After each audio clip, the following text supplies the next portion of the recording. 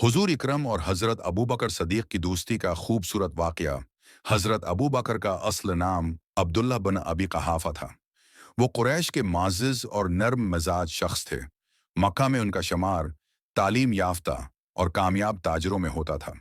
हुजूर इकरम और हज़रत अबू बकर की पुरानी दोस्ती इस्लाम से पहले ही से थी। दोनों की तबीयतें मिलती जलती थीं। नर्म गिफ्तार, सच्चाई और रास्तबाजी।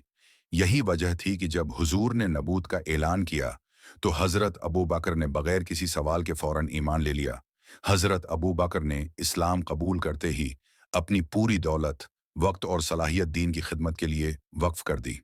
उन्होंने न सिर्फ खुद ईमान लाया बल्कि बहुत से बड़े बड़े सहाबा को भी इस्लाम की तरफ दावत दी, जैसे हजरत उस्मान, हजरत जबीर, हजरत अब्दुर्रहमान बिन औफ, हजरत तलहा और हजरत साद बिन अबी वकास। एक मर्तबा मक्का में जब मुशरकीन ने हुजूर पर हमला किया और सख्त मारा तो हजरत अबू बकर दौड़े और दुश्मनों को हटाते हुए बुलंद आवाज में कहा, क्या तुम ऐसे शख्स को कत्ल करना चाहते हो जो सिर्फ ये कहता है कि मेरा रब अल्लाह है? उस पर मुशरकीन ने उन्हें भी इतना मारा कि वो बेहोश हो गए और कई दिन बाद होश आया। लेकिन होश आने के बाद सबसे पहला सवाल यह था, रसूल अल्लाह का क्या हाल है? हिजरत का सफर और गार सूर। जब अल्लाह के हुक्म से हिजरत का वक्त आया तो हुजूर ने अपनी रफाकत के लिए हजरत अबू बकर को मुंतखब किया। ये उनकी दोस्ती और एतमाद की सबसे बड़ी दलील थी। हिजरत के सफर में दोनों ने गार सौर में 3 दिन क़याम किया। हजरत अबू बकर पहले गार में दाखिल हुए और हर सुराख को कपड़े से बंद किया। एक सौराख बच गया तो उसमें उन्होंने अपना पांव रख दिया।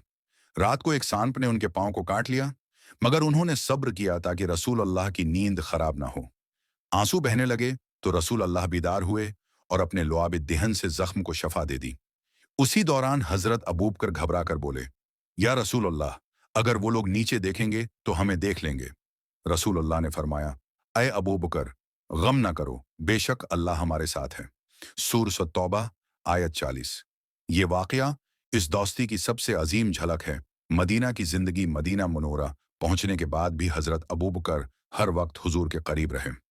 वो गज़वात में शरीक हुए, मस्जिद नबवी की तामीर में हिस्सा लिया और हर मौके पर हुजूर के दस्ते रास्त बने।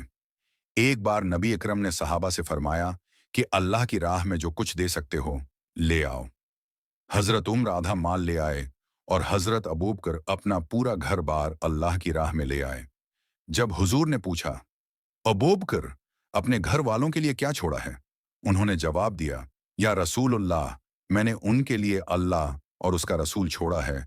आखिरी अय्याम और दोस्ती की इंतहा, जब हुजूर इकरम अपनी आखिरी बीमारी में थे तो आपने फरमाया कि लोगों को नमाज पढ़ाए। इस मौके पर हुजूर ने सिर्फ एक शख्स को मुंतखब किया और वो थे हजरत अबू बकर। ये इस बात का सबूत था कि रसूलुल्लाह को इन पर सबसे ज्यादा एतमाद था। रसूलुल्लाह के विसाल के बाद भी हजरत अबू बकर ने इम्त को संभाला, इर्तिदाद की फितनों का मुकाबला किया और इस्लाम की बुनियादों को मजबूत कर दिया। नतीजा रसूलुल्लाह और हजरत अबू बकर सदीक की दोस्ती महज एक दुनियावी ताल्लुक नहीं थी, बल्कि ये ईमान, कुर्बानी, मोहब्बत और अल्लाह की रजा पर कायम थी। यही वजह है कि हुजूर ने फरमाया, अगर मैं अपने रब के सिवा किसी को खलील बनाता तो अबू बकर को बनाता, लेकिन वो मेरे दोस्त और मेरे भाई हैं